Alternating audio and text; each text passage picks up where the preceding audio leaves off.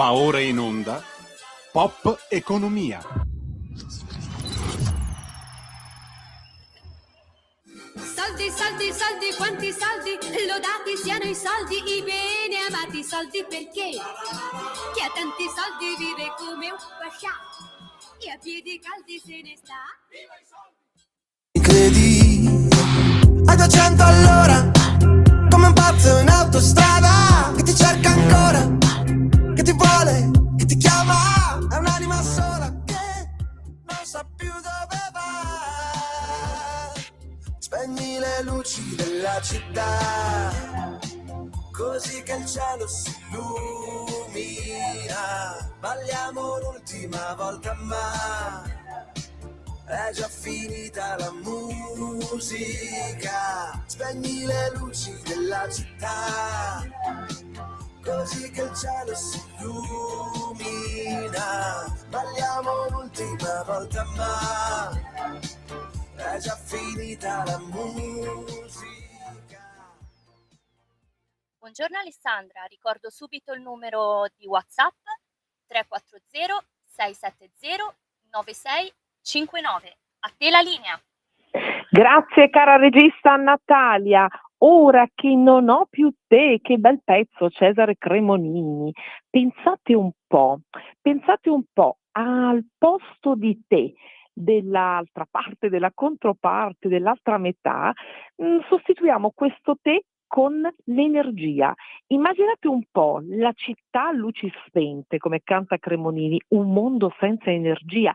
E come potremmo mai fare noi che di luce viviamo e consumiamo, e quante bollette paghiamo? Oggi, martedì 28 aprile, sono tante le notizie, ma proprio tante. Corre il calendario, corre l'energia, rallenta il portafoglio e la giornata mondiale per la salute e la sicurezza sul lavoro. Lo vediamo più tardi, il lavoro povero, il povero lavoro, come siamo messi. Parleremo anche di Stellantis, abbiamo un collegamento in diretta da Pomigliano d'Arco. E poi ci sono i conti che non tornano, c'è l'Istat che smonta il quadro del documento di finanza pubblica e c'è anche una polemica su questo. Oggi pomeriggio continuano le audizioni sul DPEF nelle commissioni riunite di Camera e Senato nella sala del Mappamondo. Siamo tutti qui che aspettiamo Giorgetti, il ministro dell'economia, che si pronunci, perché dice bisogna riprogrammare le priorità. Intanto le bollette aumentano, la benzina pure, ci sono i mutui e quanto ci costano i mutui. Con questa guerra in Iran gli italiani hanno speso 1,7 miliardi di euro in più, la stima è di Facile.it. E come potremmo noi andare avanti senza energia? Potremmo farcela Maria Alinei, ben ritrovata, bentornata, segretaria generale di Assoutenti, importantissima associazione che tutela i consumatori. Ben trovata innanzitutto ad Alessandra e ai radioascoltatori. E potremmo farcela, mi permetto una battuta un po' amara, torniamo alle candele come si faceva una volta, insomma il momento è piuttosto difficile, viviamo veramente ormai alla giornata con comunicazioni anche che riceviamo rispetto alle aumenti, alle riduzioni, ai cambi di rotta di aziende, la stessa ARERA, insomma aumentano le bollette per i tutelati, riduce il costo della benzina, insomma è un momento di grande confusione dove il consumatore deve cercare di, come dire, sbarcare il lunario, passare la giornata, ed è veramente molto molto difficile onestamente, quindi noi associazioni cerchiamo di dare delle indicazioni, dei piccoli suggerimenti per cercare di contenere il consumo, per evitare che ci siano situazioni come quelle che stavi facendo presente prima tu, di bollette esorbitanti, difficoltà anche arrivare a fine mese e potersi permettere energia e il gas in momenti diciamo anche difficili, d'inverno o d'estate. Ecco, parliamo di bollette, purtroppo la croce non è mai la nostra delizia e tutti quando pronunciamo questa parola che ci è tanto antipatica, bollette, siamo però in ascolto, no? Specialmente quando i consigli, le indicazioni sono da parte vostra, associazioni di consumatori che ne sanno più di tutti. Ecco, la povertà, la crisi energetica colpisce durissimo, sto leggendo varie stime in diretta con te, 5 milioni di italiani, e non soltanto colpisce le famiglie, ma è durissima anche per gli artigiani, piccoli commercianti, e qui c'è un doppio aggravio. E allora, Maria, come possiamo fare? Come possono fare le imprese, gli artigiani, i commercianti per tutelarsi? Dopo questi 60 giorni di guerra in Iran, gli italiani hanno speso tantissimo. Citavo facile.it, ma ci sono tante stime. Allora, sentiamo un po' Assoutenti che tipo di posizione prende in questo contesto. Guardate, sicuramente la situazione, appunto, come dicevamo all'inizio, non è facile. Ci sono due ordini di questioni. Da una parte i consigli che un'associazione di consumatori può dare appunto agli utenti, ai consumatori, agli artigiani per contenere le spese e ridurre in questo momento delicato il consumo e di conseguenza il caro bollette. Dall'altra parte c'è l'attività che fa l'associazione di consumatori rivolta alle istituzioni e il richiamo inevitabile a quello di attivare delle, come posso dire, dei provvedimenti affinché ci sia a calmierare i prezzi dei fornitori, perché dobbiamo intervenire su tutti e due i fattori. Per quanto riguarda il più facile, quindi come un consumatore, un utente può contenere il consumo, ci sono i nostri soliti consigli, quindi innanzitutto vedere e far valutare bene se la bolletta che riceve, quindi la fascia tariffaria che ha, è compatibile con il consumo che il piccolo artigiano o che l'utente effettivamente fa, perché noi sappiamo benissimo che in molti casi si è un pochino vittime, no, del mercato libero se non lo si sa usare bene, altrimenti è un'agevolazione.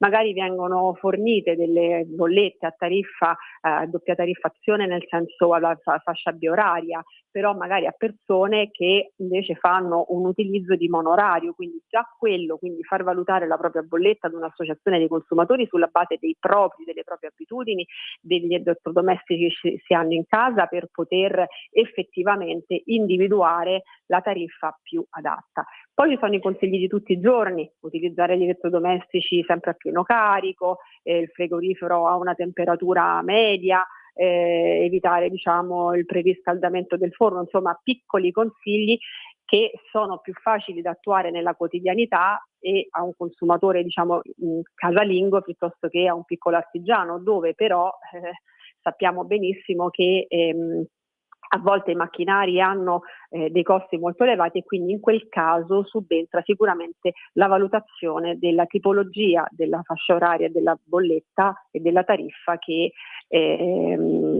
viene ricevuta, insomma. Ed ecco, tu parlavi di mercato libero. Secondo sempre le stime di facile.it, le sto leggendo ora con te in diretta, per quanto riguarda la luce e il gas, l'aumento, ascoltate bene, per i clienti titolari di forniture a prezzo indicizzato nel mercato libero si tradurrà in un aggravio di oltre 40 euro tra marzo e aprile. Ci siamo già in aprile, ma insomma si sa che poi aprile è anche una parte di maggio. Ti ritrovi in questo quadretto tratteggiato da facile.it? Sì, assolutamente, perché tra l'altro sappiamo perfettamente che anche a livello climatico marzo e la prima parte di aprile sono stati impegnativi, quindi c'è stato un colpo di coda dell'inverno che sia a livello di elettricità che di gas hanno investito molto, e quindi l'aumento che c'è stato e il conseguenziale aumento dell'utilizzo, no, dei sistemi anche di elettricità o di riscaldamento nelle abitazioni hanno portato inevitabilmente a questi numeri che stai dando te, nei quali ci ritroviamo assolutamente. Ecco, Assoutenti è molto impegnata nella promozione di campagne LeCer. Ecco, ne abbiamo parlato con te, con il presidente Melluso varie volte qui in trasmissione. Ci vuoi ricordare che tipo di facilitazione, che tipo di snellimento può apportare oggi una CER, che non è da tutti conosciuta? Guarda, ti ringrazio di questa domanda, perché stiamo facendo una campagna importantissima con i cittadini sulle comunità energetiche rinnovabili e solidali, quindi le CER. In realtà è il passaggio del consumatore da consumatore a produttore, quindi prosumer, quindi è una parola inglese un po' antipatica perché noi siamo sempre un po' più patriottici, però non c'era un altro modo. Che cosa significa? Significa Non si che può tradurre questa parola, diciamo però è che noi la difficile spieghiamo da in italiano tradurre in modo che tutti possano farla propria, possono farla made in Italy, no? Sì, il cittadino diventa produttore e consumatore al tempo stesso, quindi riesce a Perfetto. produrre energia unendosi insieme ad altri cittadini, a imprese che producono energia attraverso fonti rinnovabili, collegandosi tra di loro e condividendo l'energia prodotta, utilizzandola loro stessi e cedendola a chi non ha la possibilità di produrla e quindi andare incontro a quella povertà energetica di cui parlavamo all'inizio della nostra chiacchierata. Solidali è importantissimo perché la povertà energetica ha dei numeri in Italia che sono, diciamo, ormai importantissimi. Ci sono circa 5 milioni di abitanti che sono colpiti dalla povertà energetica, quindi famiglie che non riescono a sostenere le spese essenziali per luce e riscaldamento.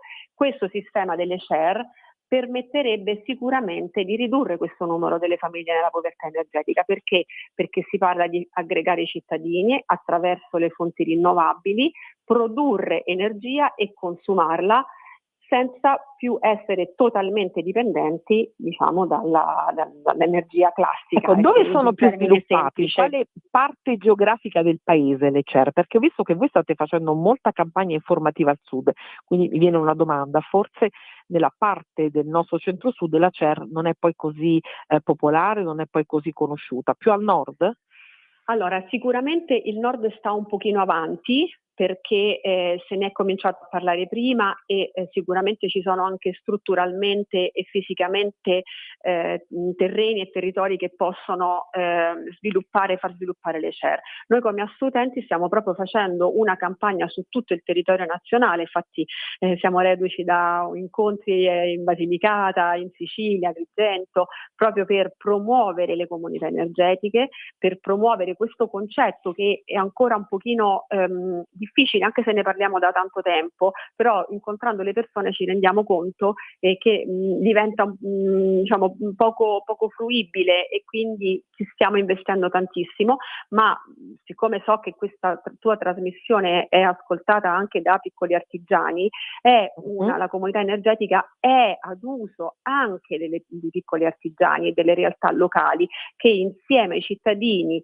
e anche alle istituzioni possono creare veramente delle piccole comunità utili a tutti. Quindi c'è una finalità sociale non orientata al profitto ma al sostentamento del cittadino e della comunità stessa. È un modello collaborativo ed è molto bello che si fonda, diciamo, sulle energie rinnovabili e quindi, come posso dire, in continua evoluzione, ecco.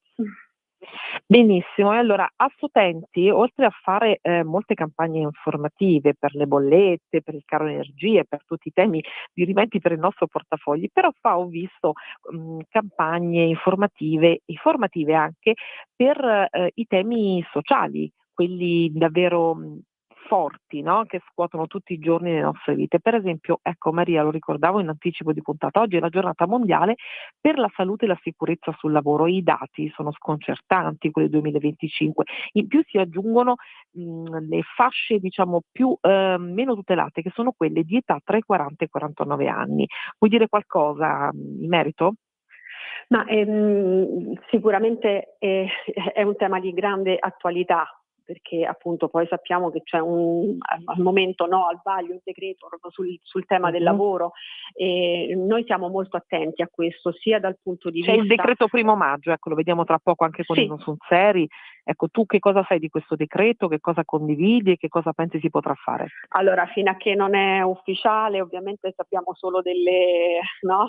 Anticipazioni, Delle anticipazioni, per cui diciamo è sempre difficile fare un commento su cose che non sono poi così definitive.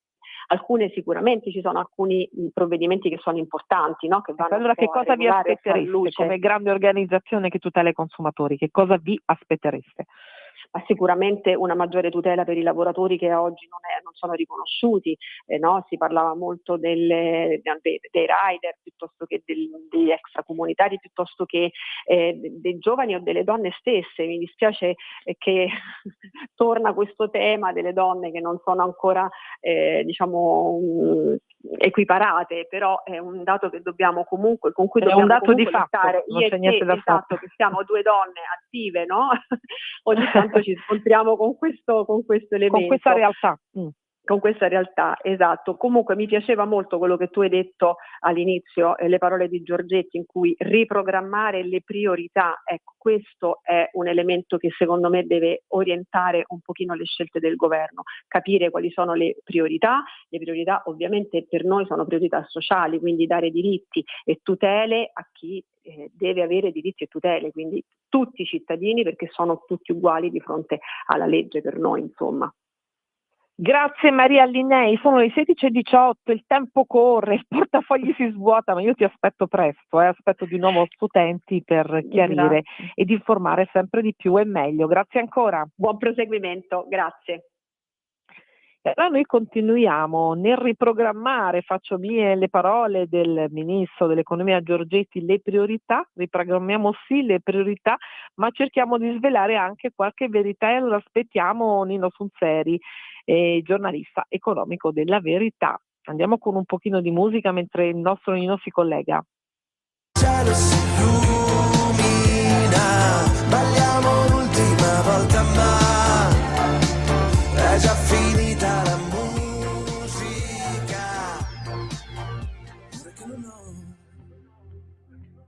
Ora che non ho più te, lo sai che non riposo mai, mai. And baby, non mi vedi, frequento solo i posti che tu non hai visto mai, perché ho paura di incontrarti e di un ciao, come stai? Di nuovo a te la linea, Alessandra. Ora che è finita la musica, canta su Radio Libertà Cesare Cremonini, ma non è finita la musica delle notizie, soprattutto quelle di economia, un mare di notizie, non si sa perché sempre, tutti i giorni, ma il martedì queste notizie lievitano. Non è così, Nino Sunzeri, carissimo amico e grande collega della Verità e Panorama, grande giornalista economico. Nino, eccoci qua. Ciao Alessandra e un saluto a tutti gli ascoltatori. Beh, anche i mercati sanno ormai che il martedì c'è il nostro appuntamento. Ormai lo sanno tutti, tutti si mobilitano e fermano, non è così, Nino? Sì, assolutamente, non ci vogliono lasciare. Non ci vogliono lasciare soli. Ecco, i mercati, tu che sai tutto di mercati, hai fatto scuola sui mercati, cosa dicono i mercati? Innanzitutto vediamoci insieme il prezzo del petrolio, ormai è diventato un appuntamento fisso, perché come tu ci avevi detto, niente paura cari amici, cari ascoltatori, cari lettori, ci dici tu, si gonfia, ma poi si sgonfia perché i mercati non ci credono, è così? Sì, devo dire, la mia previsione sul fatto che si sgonfiano ancora non si è avverata. Però sono cauti, insomma, non sono poi così tristemente, diciamo, impennati. No, anche perché quello che notizia di queste ore è che gli Emirati Arabi sono usciti dall'OPEC. Mi ha anticipato Nino, ma quante ne sai Nino? Lo stavo leggendo proprio poco fa e questa è la notizia. Volevo commentarla con te. Gli Emirati Arabi hanno deciso di uscire dall'OPEC, il gruppo dei paesi produttori di petrolio. Spiegaci un po' questo passo. Allora intanto io faccio sempre ricorso ai miei anni giovanili, quando le riunioni dell'OPEC le riunioni domenicali dell'OPEC erano momenti di grande fibrillazione per tutti, sì? perché da quello che E ora vengono si fibrilla decisi, ancora, cioè ora è motivo di grande fibrillazione perché a partire dal 1° maggio, dopo 6 decenni, pianificando un riallineamento strategico nel quadro della guerra in Iran, ecco che riescono dall'OPEC. Quindi questo è motivo di grande fibrillazione ancora, e se sì, perché? ma sai, è motivo del fatto che l'OPEC non conta più niente. Cioè, Ecco, benissimo. quando si riunivano Benissimo. 60 anni, Ecco. 60 anni fa era un momento di angoscia per sapere che cosa avrebbero deciso, e poi Ecco. il lunedì mattina i mercati ballavano. Adesso non importa più quasi a Non nessuno. importa niente, ecco. E adesso importerà ancora meno, cioè l'OPEC ormai è come niente, non conta più niente. Quindi gli Emirati Arabi hanno fatto bene a uscire dall'OPEC, da qualcosa, da un'entità che non conta più niente. Mi stai dicendo questo, Nino? Hanno fatto bene, sì, cioè hanno preso atto del fatto che l'OPEC non conta più niente, che i sauditi fanno di testa loro e fanno esattamente quello che vogliono loro, accusano i sauditi di non averli sufficientemente garantiti durante questa guerra, e quindi di averli esposti senza nessun tipo di protezione alla vendetta degli iraniani. E insomma, tutto questo coacervo di risentimento ha portato a questa conclusione, e quindi da questo punto in avanti ancora di più ognuno fa quello che vuole, cioè, poi se hanno bisogno di soldi butteranno giù il prezzo del petrolio per incassare un po' di più, e via, cioè, come dire, la confusione sotto il cielo è enorme. E le bombe non stanno, e quindi i mercati stanno a guardare. Stamattina hanno dato un po' di vivacità, adesso stanno un po' scendendo, aspettano domani la Fed, dopodomani la BCE, come dire, danno un calcio al barattolo, lo fanno andare, lo fanno scivolare ancora un po', e poi in attesa di capire. In queste ultime ore Trump ha detto cosa succederà. Che gli iraniani lo stanno implorando di chiudere la guerra perché sono al collasso, però ormai alle dichiarazioni mentre Teheran dice gli USA non sono più in grado di dettare la linea ad altri paesi, quindi c'è ancora un attacco dall'una delle due parti, no? Trump dice così e gli iraniani si scagliano contro Trump. Sì, c'è anche da dire anche qua, Alessandra, non sai più a chi ascoltare, perché voglio pensare che Trump, se dice queste cose, abbia un minimo di riscontro all'interno del regime iraniano, e il dubbio che viene è che ci siano le varie anime dentro il regime che si vanno scontrando, per cui c'è un'anima militare, quella di Pasdaran,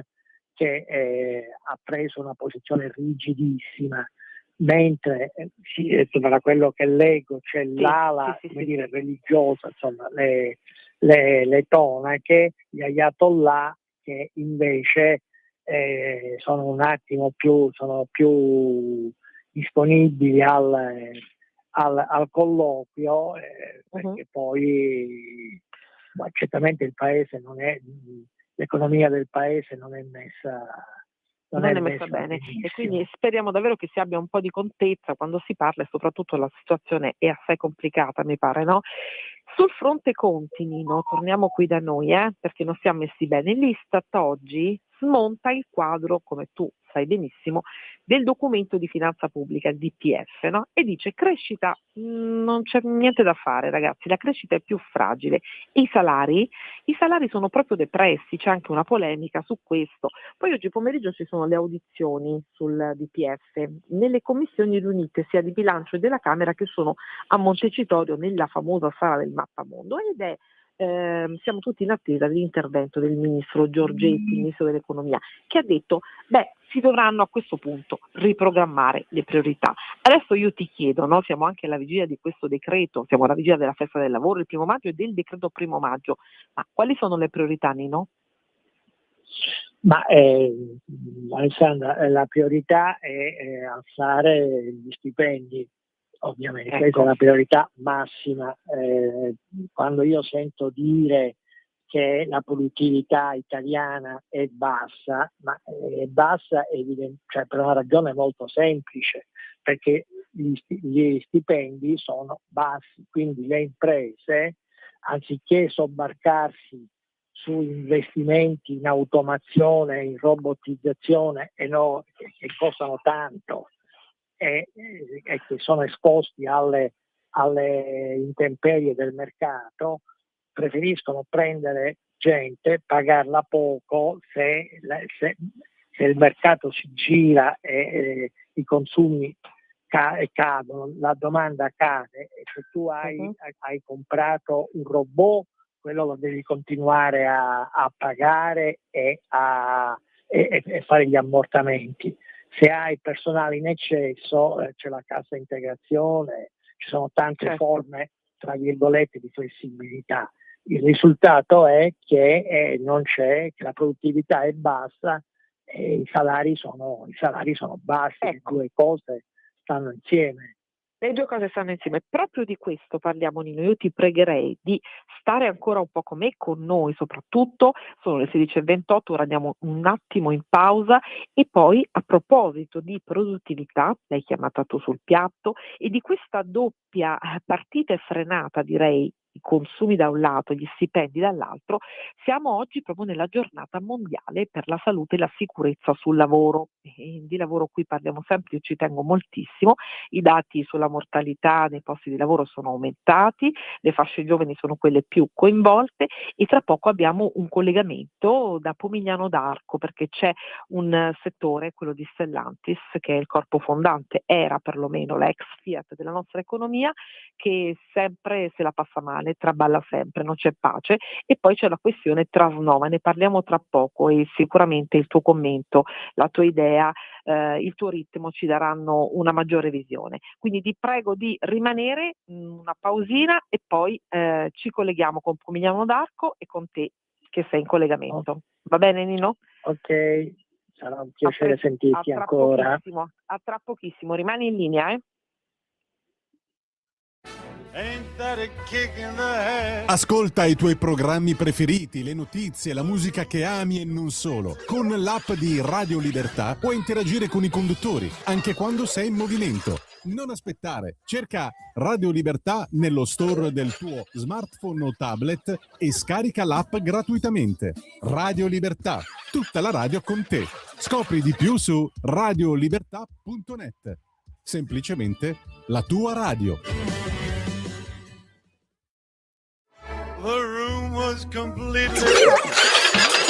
Stanco di perderti i tuoi programmi radiofonici preferiti? Vorresti la tua musica, le tue voci amate sempre con te, ovunque tu vada? Radio Libertà, l'applicazione che trasforma il tuo smartphone e tablet nella tua radio personale. Scaricala ora, è gratis per i dispositivi Android e iOS. Avrai tutta la programmazione quotidiana di Radio Libertà a portata di mano. Scopri di più su radiolibertà.net. Semplicemente la tua radio. Va ora in onda Rumore. Mi è sembrato di sentire un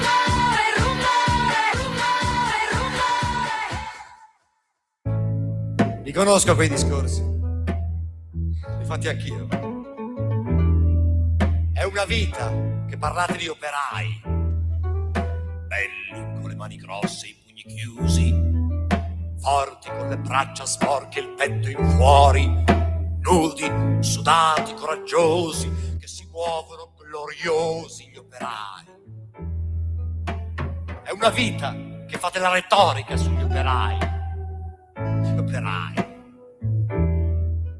belli con le spalle larghe e i visi aperti, forti con i loro sguardi fieri e sani, veri, autentici, onesti, come si vedono sempre sui vostri manifesti. Ma basta con questi discorsi, basta.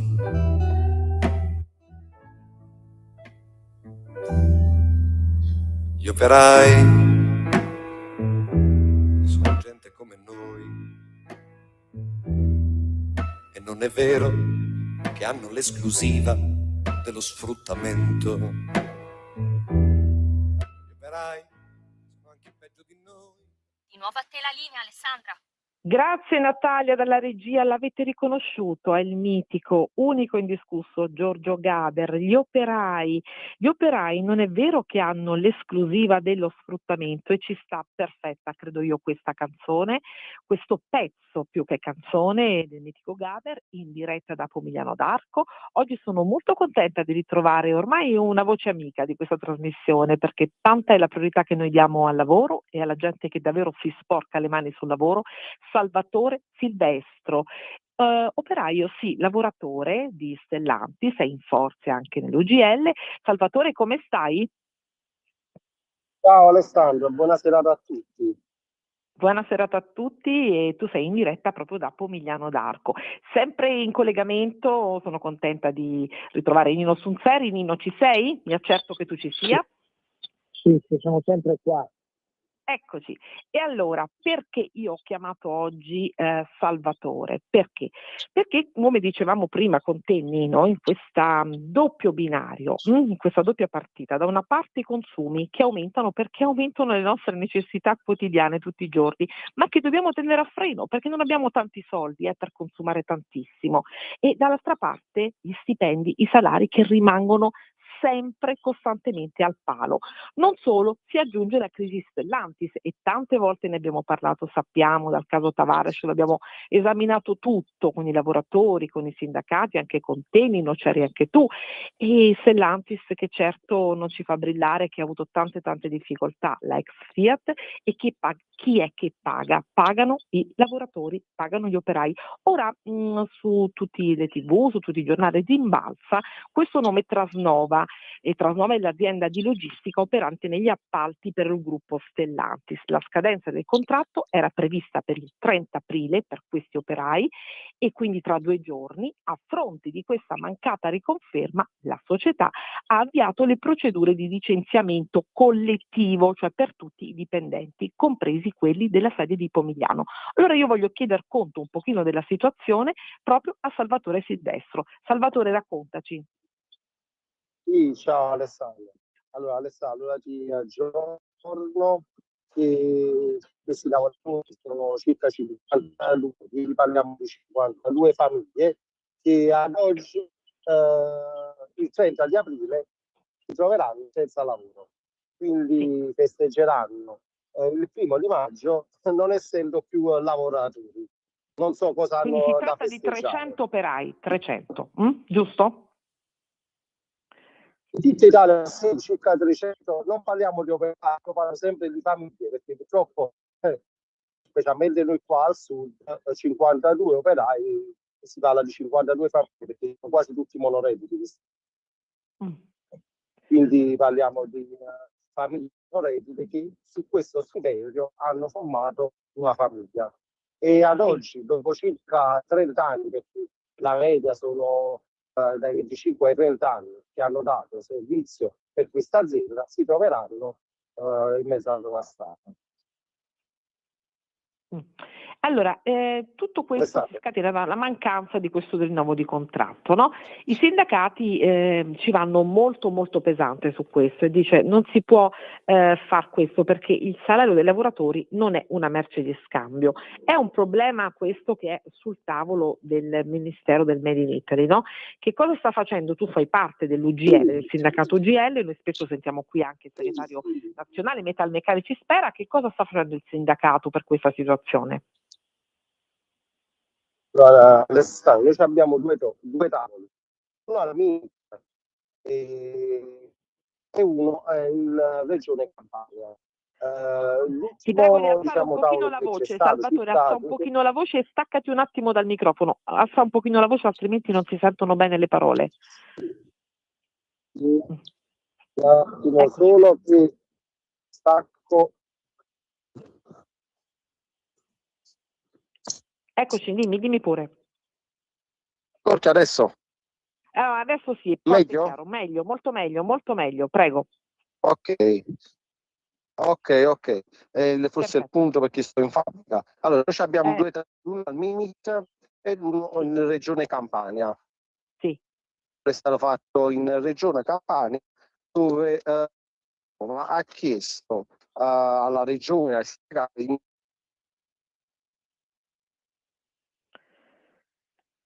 Ecco, c'è un vuoto nella comunicazione, vediamo un po' se riusciamo a riprendere Salvatore, non lo sento più. Nino, tu ci sei? No, contenzioso.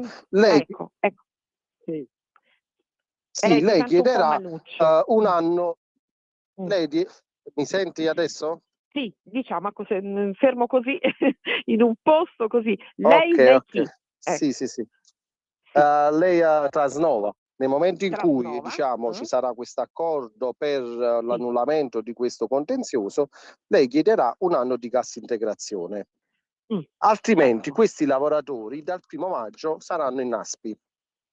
In NASPI. Ok, quindi un amaro Sì, primo perché al maggio. 30 di aprile il loro contratto è scaduto. Ecco, quindi non c'è pace per i lavoratori che devono rinunciare a questo punto a tutto, perché rinunciato allo stipendio e al salario rinunciano a tutto. Tu sei lì a Pomigliano d'Arco, tanto tempo Sì, fa? adesso sì, sto qua a Pomigliano d'Arco. Pomigliano d'Arco. Con te abbiamo fatto vari collegamenti, un primo collegamento dove tu insomma facesti anche un appello molto chiaro alla politica, fate qualcosa nel momento in cui c'era la transizione, no? Tavares e poi arrivò Sì, ma Spinoza. anche perché, scusami se ti disturbo, Ale, Prego, diciamo che vai. noi ad oggi comunque stiamo lavorando a Pomigliano con due modelli, che però diciamo che la Panda risulta a pieno regime, mentre il tonale noi lavoriamo ad intermittenza. Per esempio, ieri alle 11 è arrivato il messaggio che noi non dovevamo venire al lavoro. Ok. Quindi diciamo che cosa è Quindi cambiato per voi da quando c'è anche questo nuovo AD Filosa? Non mi sembra che ci sono delle scosse, c'è stato un miglioramento, che cosa è allora, cambiato? In sostanza, diciamolo bene in soldoni. niente, diciamo niente proprio, almeno per noi qui viviamo lo stabilimento, niente. Nel senso che stiamo ancora in attesa della proclamazione dei modelli che avverrà il 21 maggio, se non verrà rinviata questa data. E ad oggi comunque stiamo continuando ad usufruire degli ammortizzatori sociali, quindi non vediamo uno stipendio pieno, ma sono più di 3 anni. E quindi diciamo che è cambiato il maestro, ma la musica è sempre la stessa. La musica è sempre la stessa. Nino, sul serio, hai sentito? Ci dice Salvatore, è cambiato il maestro, ma la musica è sempre la stessa. E intanto Stellantis, stavo vedendo, lo dico ad entrambi, vende, tu lo saprai Salvatore, Nino sicuramente, 4 Sì. stabilimenti ai cinesi, punto di domanda, li vende, non li vende? C'è anche la partita di Cassino, un grandissimo polo del centro, del Lazio. Cosa pensa Nino Sonseri delle parole di Salvatore Silvestro e cosa pensa della situazione di Stellantis? Ma intanto guarda, sono in terribile imbarazzo perché insomma parlare di fronte al dramma di tutti questi operai che rimangono senza lavoro tra 3 giorni, le parole veramente perdono peso e significato.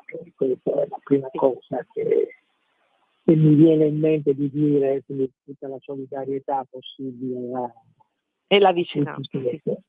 tutti questi. Per il resto, cosa vuoi che ti dica? Il progetto Stellantis, già adesso il progetto Stellantis è fallito.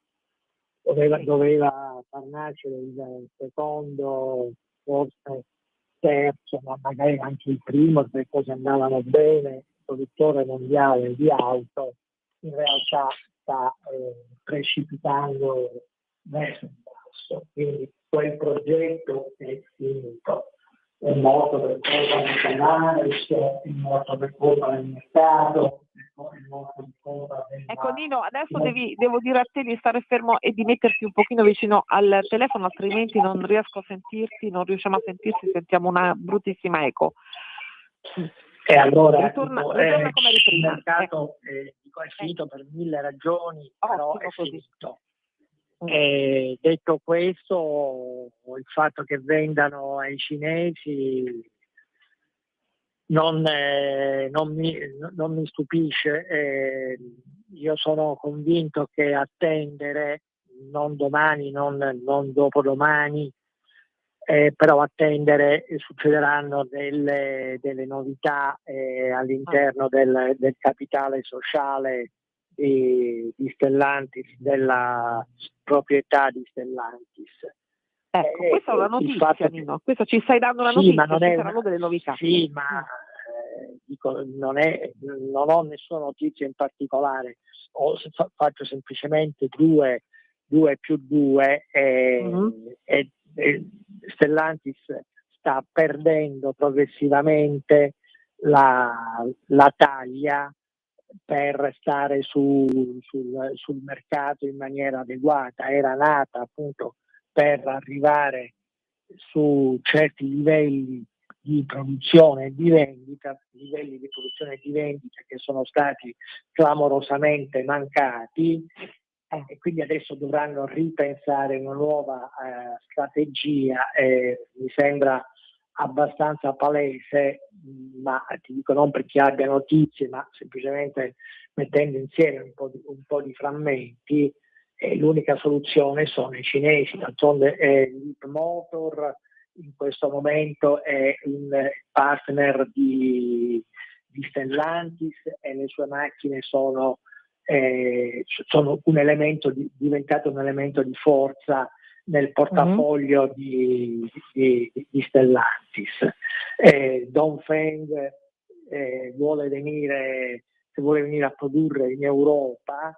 È abbastanza logico che si prenda gli stabilimenti di Stellantis, visto che tra la vecchia Fiat e Dongfeng c'è una vecchia collaborazione, e quindi ci sta tutto che il primo interlocutore con cui ti vai a confrontare, i cinesi vanno a confrontare, sia Stellantis. E poi questo sia la soluzione del problema dell'industria dell'automotive in Italia, questo è un altro quesito, diciamo un altro tema, insomma. Infatti leggo qui, sono in atto trattative tra il gruppo Stellantis e il colosso asiatico Dongfeng per la gestione di 4 siti produttivi europei. Con te e anche con Buddy Fox, Nino, ma soprattutto con te, dicemmo in tempi non sospetti, gli Agnelli, gli Ercan, gli ex, diciamo, Fiat, no? Gli ex Agnelli, chiamiamoli così, non parliamo più qui dell'avvocato, ma parliamo di tutta, insomma, l'entourage, no? Della famiglia Agnelli, non ha più interesse a stare in Italia. Questo lo dicemmo da tanto tempo, ha abbandonato, tu proprio lo dicesti, ha abbandonato, è così, Nino? Sì, ma ti dico, ecco perché sono convinto che a attendere ci saranno delle novità sull'azionariato di Stellantis. Non ho notizie, ho soltanto, metto insieme qualche pezzo, anche queste vicende giudiziarie che stanno coinvolgendo John Elkann, anche per via del contenzioso con la madre, però queste cose non è che passano come acqua, sono robe che incidono e che lasciano tracce. Lasciano segni. Quindi, Ecco, allo stesso tempo, Nino e Salvatore, viene sollecitato l'intervento del Ministero, come accennavo in anticipo di puntata, del Made in Italy, chiamato a portare al tavolo soluzioni, ma anche nuovi investitori con progetti industriali che si possono realizzare, per esempio, entro 13 mesi. Ecco, diceva Nino, sì, gli Agnelli hanno certamente abbandonato in questo senso, hanno gettato la spugna. Cosa pensi, Salvatore? I fondatori, quelli che davvero sono proprio i padri, no? Putativi e produttori dell'azienda, hanno gettato la spugna, voi vi sentite abbandonati? Ale, sì, diciamo che dal momento in cui c'è stato diciamo, l'accordo con i francesi, diciamo che noi comunemente diciamo che gli stabilimenti stanno parlando francese, non più italiano. Sia a livello di interlocuzione, sia a livello proprio ce ne accorgiamo di tutte le situazioni che sono interne allo stabilimento. Sì. Quindi sì, effettivamente ci sentiamo abbandonati. Vi sentite abbandonati. E ti chiedo in fine proprio del nostro spazio, Sì. ma poi ci risentiremo quando vorrai e non appena ci sarà l'occasione, Salvatore. Qualche novità? Certamente, quello che ti chiesi tempo fa quando parlavamo proprio nel momento proprio più critico in assoluto, credo, no? Quel passaggio di Sì. Tavares e poi ci fu Filosa, ma insomma c'era stato davvero un momento super critico. Un appello che tu vuoi fare alla politica, che io credo sempre ci ascolti, no? In questa radio e anche un pochino magari in questa trasmissione, e anche diciamo al Ministero del Made in Italy, che si è chiamato a portare al tavolo soluzioni, ma che ha tante questioni aperte, non soltanto di Stellantis in questo momento. Infatti, Ale, se noi guardiamo un poco i telegiornali, noi ogni giorno vediamo che le aziende italiane oggi incontrano il MIMIT per l'agricoltura, oggi incontrano il MIMIT, quindi non parliamo solo della nostra categoria, ma purtroppo un poco di tutta l'industria italiana che ha bisogno di un sostegno della politica. Noi diciamo che da quando c'è stato l'introduzione dell'elettrico siamo stati un poco i più colpiti, anche perché in Italia noi non abbiamo le infrastrutture che possono garantire che l'elettrico vada bene. Cioè, anche se uno compra una macchina elettrica e poi non c'ha le colonnine nelle città, sulle autostrade, cioè, abbiamo comunque delle pecche a livello proprio diciamo strutturali. Strutturale. Nino, Sì. ho meno di un minuto, Nino, sono seri. Ecco, Salvatore ha toccato due punti dirimenti, di cui uno l'elettrico. Quante volte ne abbiamo parlato qui con te? Pecche strutturali, una richiesta a fare qualcosa, una richiesta a fare un piano diverso per l'industria italiana che sta morendo. Che dici? Una battuta flash veloce. L'elettrico al momento attuale sono giocattoloni per le ZTL, per chi abita le ZTL. Sono giocattoloni per questi qua, il resto non li può utilizzare perché, appunto, come diceva il nostro amico sindacalista, non ci sono le infrastrutture, ma soprattutto i costi.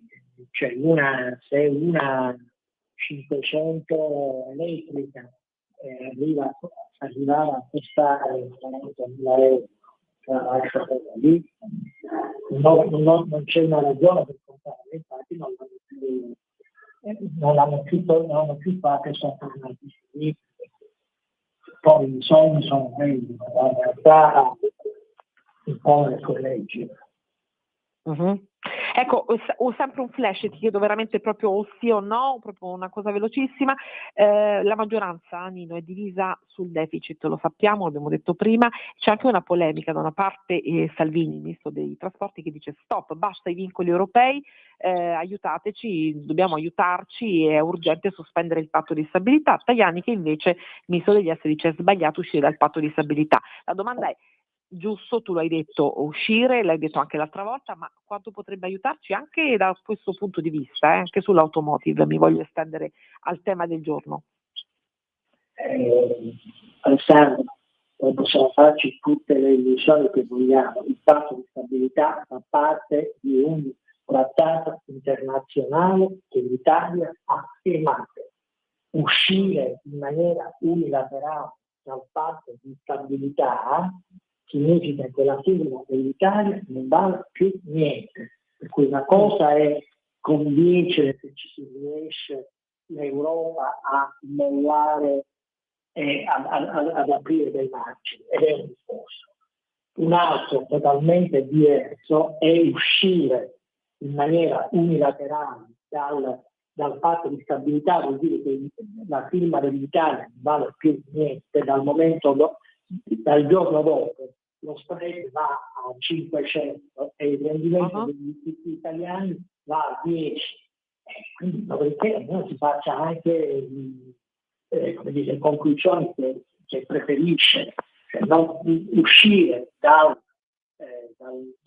patto di stabilità in maniera unilaterale non è possibile, a meno di non prepararsi a pagare prezzi molto alti.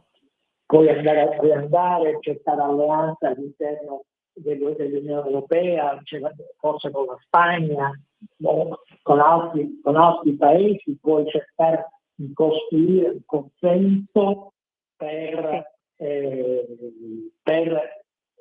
allentare i vincoli. E questo è un discorso difficilissimo che per il momento molto più difficile, molto più complesso, dici tu, di come si possa immaginare. È stata chiara la tua spiegazione e la tua posizione. Io ti ringrazio, Nino, ti ringrazio tanto e ci sentiamo prestissimo con te. Grazie a Nino Solferi. Grazie molto a tutti voi. Ciao Alessandra. Ciao Nino, e grazie a Salvatore Silvestro in collegamento da Pomigliano d'Arco. Ale, grazie a te. Grazie a te e un abbraccio a te e a tutti i lavoratori di Stellantis, tanti lavoratori che portano e che apportano qualcosa di fondamentale, perché se no noi non potremo andare in macchina, non potremo avere tutte le cose di cui usufruiamo per l'automotive. Grazie Salvatore, a te e a tutti voi, e a presto, incrociamo le dita e forza sempre. Grazie mille, un bacione a tutti i telespettatori. A presto. E allora siamo in ritardissimo, inutile dirlo. Natalia, procedi tu, c'è il professor Petricone con un punto dell'analisi politica e soprattutto geopolitica che ci aspetta. Ed è 100 all'ora, come un pazzo in autostrada, che ti cerca ancora, che ti vuole, che ti chiama, è un'anima sola che non sa più dove va. Spegni le luci della città, così che il cielo si illumina. Balliamo l'ultima volta ma è già finita la musica. Lo vedi il tempo che se ne va, veloce come... A te la linea, Alessandra. Abbiamo solo 3 minuti, mi ricordavano dalla regia, vero Natalia? Mi stanno bacchettando, professor Petricone, lei mi deve perdonare, sì, ma siamo andati oltre, ma tanto lei, io lo ripeto sempre, voce ormai, diciamo così, di casa qui, e quindi ci risentiremo sicuramente martedì prossimo.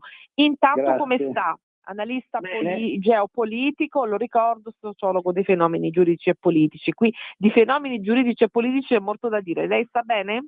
La trovo bene? Tutto bene, sì, anche voi immagino, spero. Allora, pochi minuti per dire che stavamo parlando di lavoro, no? E quando si parla di lavoro ci si prende, insomma, molto, la mano prende e andiamo sempre oltre e lontano. Ecco, il lavoro in Italia è fondamentale, i dati non sono buoni, oggi è la giornata del lavoro, diciamo della salute, i dati non sono buoni sulle morti di lavoro, e anche a livello di produzione e di produttività, i salari sono sempre più al palo, i consumi anche, insomma c'è questo doppio binario, e per noi in Italia tutto ciò pesa molto a livello economico. Quanto pesa per gli Stati Uniti? Beh, pesa in maniera rilevante. In questo momento ovviamente particolare. Certo, c'è una situazione molto pesante, malgrado ci sia un aumento delle richieste di petrolio e i punti negli Stati Uniti anche ad avere, diciamo, un aumento delle esportazioni di gas naturale, però sicuramente sono molto penalizzati, tant'è vero che il prezzo alla pompa del gallone di benzina è oltre ormai $6, in alcuni paesi, in alcuni stati anche 7. Ecco, e allora anche qui si aggiudicherà il risultato futuro di Donald Trump. Anche qui la partita per Trump sarà sul prezzo della benzina, sarà una partita tutta interna, professore, perché qui si parla tanto di partita sugli esteri, no? Donald Trump e tutta la politica che sta facendo sugli esteri, ma invece poi forse si consuma tutto più semplicemente anche in America? Ma sì, anche perché questo poi si riverbera sui prodotti ben finiti e quindi anche sui 3 diciamo prodotti della dieta tipica americana, che per loro sono per noi spaghetti, pomodoro e parmigiano, cioè bacon, uova e cornflakes, cereali, perché a quel punto il prezzo fa aumentare anche il trasporto, fa aumentare, diciamo, la filiera che porta al prezzo finale. Ecco, chiarissimo. E allora dovrà vedersela anche con questi fattori interni Donald Trump per il suo imminente futuro. La colpa, dice qui al Corriere della Sera, in un'intervista molto forte, il premio Pulitzer Richard Ford, rispondendo ad un'intervista sul Corriere ieri, la colpa per quanto riguarda il famoso attentato a Trump, di cui ormai i complottisti discettano un giorno sì e l'altro pure, la colpa è delle armi. Ora il presidente farà di tutto per aumentare i consensi, e ben attenti che Richard Ford è sicuramente non un ammiratore ma un detrattore di Donald Trump. Cioè la domanda è semplice e diretta: adesso questo attentato e tutto quello che sta succedendo potrebbe essere invece una forma di rivalsa per Trump e anche per ricompattare non solo i suoi ma anche proprio non solo i suoi elettori ma un po' tutta la nazione, che in America, differentemente, voglio sottolinearlo, dall'Italia, non so se lei mi darà ragione, quando c'è un'emergenza nazionale, quando c'è un attentato alla figura del presidente, chiunque esso sia, si ricompatta tutta, diventa tutta unita. Ma guardi, io in questo momento non sarei così sicuro, non mi sento di dire che questo ulteriore tentativo di attentato possa essere percepito come un pericolo, anzi probabilmente non fa più neanche quasi notizia, perché è un po' una sorta di differenza. Nel corso della storia degli Stati Uniti, dal 1865 al 1901 ci sono stati 3 presidenti assassinati. Il primo, come si ricorda, è Abraham Lincoln, poi nel 63 fu assassinato John Fitzgerald Kennedy. Ci fu poi l'attentato nell'85 a Reagan. In questo momento il pericolo, diciamo, che corre effettivamente questa incolumità del presidente mi sembra non ci sia. Poi obiettivamente è il ricorso, come lei diceva sempre, questa eco delle varie, diciamo, possibilità che si tratti delle messe in scena, quindi non siamo in grado di dirlo, sarebbe veramente paradossale. Però indubbiamente, essendo una lunga serie, purtroppo anche l'assassinio del leader ultraconservatore trentenne nel corso del suo discorso negli Stati Uniti qualche mese fa, è stato comunque una fila, una trama che ormai in qualche modo lascia qualche dubbio, se non altro. Ecco, sono le 16:59, prof, io la devo lasciare perché il ritardo è enorme, ma la riprenoto, se così si può dire, per martedì prossimo. Così, in questo modo, seguiamo quel fil, non direi rouge, ma insomma quel filo che ci porta a capire sempre più e meglio. Grazie, professor Petricone. Grazie a voi, a presto. E vi lascio, vi do appuntamento martedì prossimo, saluto tutte voi ascoltatrici e ascoltatori. Ciao, a martedì! Avete ascoltato Pop Economia.